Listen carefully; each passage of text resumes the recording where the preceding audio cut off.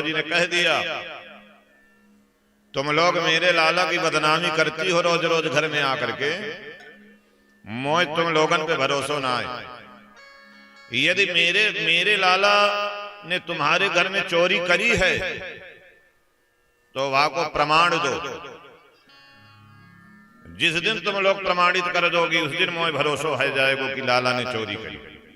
अब एक गोपी जो है बोली कि मैं रंगे हाथ पकड़ूंगी तुम्हारे लाला। और उसने क्या किया कि माखन जो था वो बांध दिया ऊपर छत में, जहां पंखा लगा रहता है वहां बांध दिया। और माखन में उसने क्या किया, माखन की जो मटकी थी उसमें एक घंटी बांध दिया कि जैसे माखन कोई चुराएंगे वैसी घंटी बजेगी और पकड़े जाएंगे। अब जब भगवान गए देखे तो ऊपर माखन लटका हुआ था। भगवान ने कहा कि ऐसा करो, 4 ब्रजवासियों को भगवान ने नीचे खड़ा कर दिया, 4 के ऊपर 2 को खड़ा कर दिया और उन 2 के ऊपर भगवान स्वयं जाकर के चढ़ जाते हैं। और भगवान जैसे उस मटकी तक पहुंचे, उस मटकी में भगवान ने छेद किया, उसमें से माखन खिलाना चालू किए सबको। भगवान ने कहा कि खबरदार घंटी यदि बजी तो। घंटी ने कहा मेरी क्या मजाल कि मैं बज जाऊं। घंटी बज ही नहीं रही है, गूंगी हो गई। अब जैसे भगवान के खाने की बारी आई, भगवान ने सोचा सबको खिला दिया हमने, मैं भी थोड़ा सा देख लूं इसका माखन कैसा। गोपी हल्ला तो बहुत कियो करे, झगड़ा बहुत कियो करे, गालियां भी दियो करे, लेकिन माखन कैसे बनाती है ये भी देख लूं। और जैसे भगवान ने उस मटकी में से थोड़ा सा मक्खन अपने मुंह में डाला, वैसे जो घंटी थी वो टन टन टन टन टन टन टन टन टन टन बजने लग गई घंटी। और जैसे घंटी बजी तो वो गोपी सोई हुई थी और जग जाती है। और जगी तो सब ग्वाला भागे, केवल भगवान जो है पकड़े गए। बाकी सबको भगवान ने भगा दिया, भगवान स्वयं पकड़े गए। भगवान ने घंटी से पूछा कि तू क्यों बजी, मैंने तुझे मना किया था तो बजी क्यों। घंटी ने कहा कि प्रभु दुनिया खाती रहे मुझे कोई फर्क नहीं पड़ता, लेकिन जब आप खाओगे, आपका जब भोग लगेगा तो मुझे तो बजना ही पड़ेगा, क्योंकि मेरे बजे बगैर तो आपका भोग लग नहीं सकता, इसलिए मैं बज गई। भगवान ने कहा तूने पकड़वा दिया, आज ये गोपी न जाने कहा करेगी। अब उस गोपी ने इतना प्रसन्न हुई, उसने भगवान को जब पकड़ लिया, भगवान ने तो थोड़ा सा मक्खन, 100 मक्खन भगवान ने खाया था, एक छटाक भी भगवान ने नहीं खाया था मुंह में। उसने भगवान के झूठे मूठ का जो है मक्खन लपेट दिया पूरे देह में भगवान के मक्खन। अब घसीटते हुए भगवान को लेकर के चली। ओ यशोदा देख तेरे लाला को पकड़ करके लाई, चिल्ला चिल्ला के जा रही। अब उसने क्या किया कि रास्ते में उसके जेठ जो रिश्ते में लगते थे, जेठ समझते, जेठ जेठौत, उसके रिश्ते में जो जेठ लगते थे वो चले आ रहे थे सामने से। तो जैसे उसने देखा तो उसने क्या किया, घूंघट दे दिया अपना।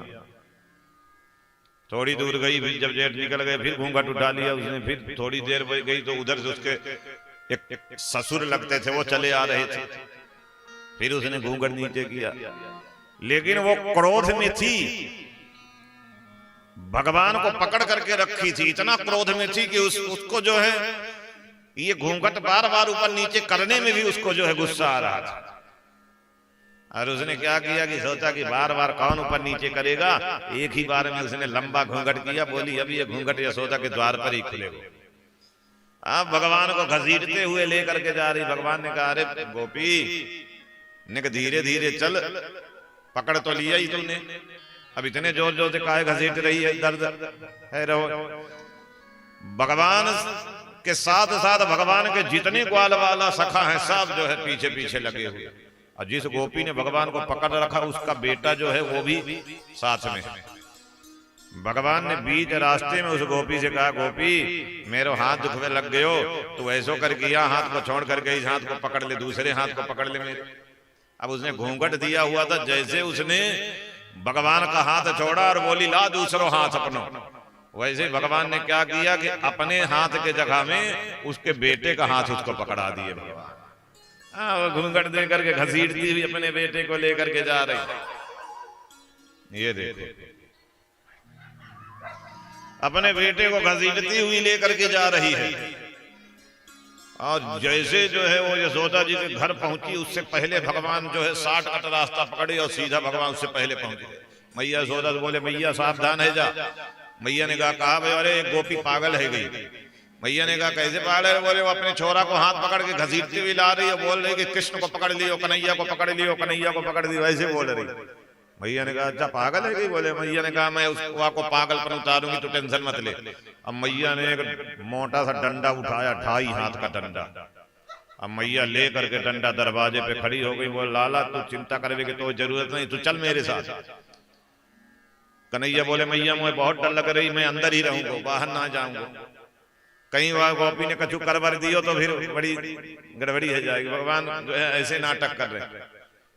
अब मैया ने कहा लाला तो डरने की जरूरत नहीं, मैया है ना तेरे साथ, ये डंडा दे। आते ही गोपी को 2 डंडा मारूंगी, बेहोश हो जाएगी।